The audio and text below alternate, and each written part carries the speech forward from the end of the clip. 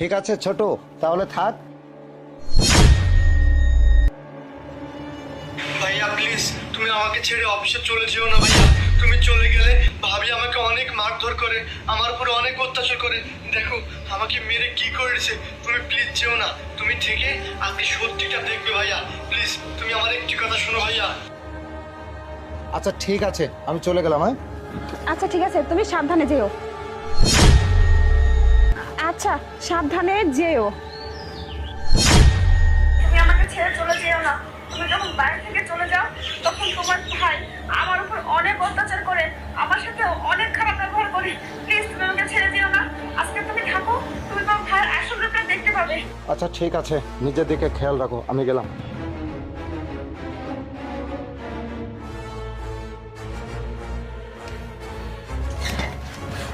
কি রে?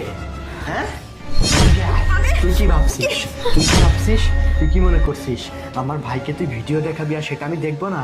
সেজন্য আমার ভাইকে আমি আগেই বুঝিয়ে দিয়েছি তুই একটা খারাপ মহিলা। আরে তোকে তো আমি আজকে চাষ করবো, তোর প্রতি আর অনেক দিন থেকে ইচ্ছা ছিল, তোকে আমি থাকতে পারছি না। আমি মানে ভাইয়া দেখছো, ভাবি আমাকে ওখান থেকে মেরে মেরে এখানে নিয়ে আসছে। আমি তোমাকে বলছিলাম ভাবি আমার সাথে খারাপ ব্যবহার করে। ব্যাপার শেষ করলে না, তুমি ওর কথা বিশ্বাস করো না। ও একটা ঠকবাজ, বাটপার। ও মিথ্যে কথা বলতেছে, একটা কথাও সত্যি না। ও তোমাকে ধোঁকা দিচ্ছে, তোমার আই ওয়াশ করতেছে।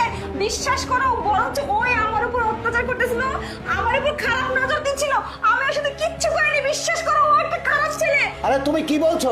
ও আমার ছোট ভাই, আর ও এমনিতে শারীরিকভাবে যে অ্যাক্সিডেন্ট করেছে না। আচ্ছা প্রিয়া, আমি বুঝি না, আমি আমার ভাইকে রেখে যাই হলো তোমার ভরসায়, অথচ তুমি আমার ভাইকে আমি চলে যাওয়ার পরে এইভাবে অত্যাচার করো। তুমি দেখো না সে অসুস্থ, কেন করো এইসব অত্যাচার?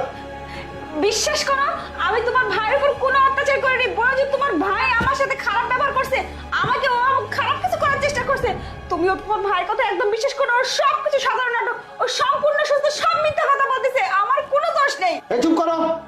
হ্যাঁ, আমি নিজে চোখে এখানে যেটা এসে দেখলাম, আমার ভাই ওখানে পড়ে আছে আর তুমি বেদম পেটা পেটছো।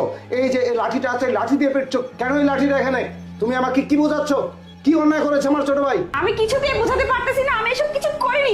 আমি একটা জিনিস কিছুতেই বুঝতে পারতেছি না, তোমরা দুই ভাই মিলে কেন আমার সাথে এরকম করতেছো? তোমার এই ছোট ভাই একটা নরপিশাচ জানোয়ার, ওকে তুমি বিশ্বাস করতেছো? শোনো, আমি তোমার বউ, তুমি আমার কথা শোনো, আমাকে বিশ্বাস করো। একে যদি তুমি বিশ্বাস করছো না, তুমি কিন্তু অনেক ঠকবে। তুমি জানো না ও কত খারাপ, কত জঘন্য। তুমি যদি একবার তা জানতে না, তুমি আমাকে এই কথাগুলো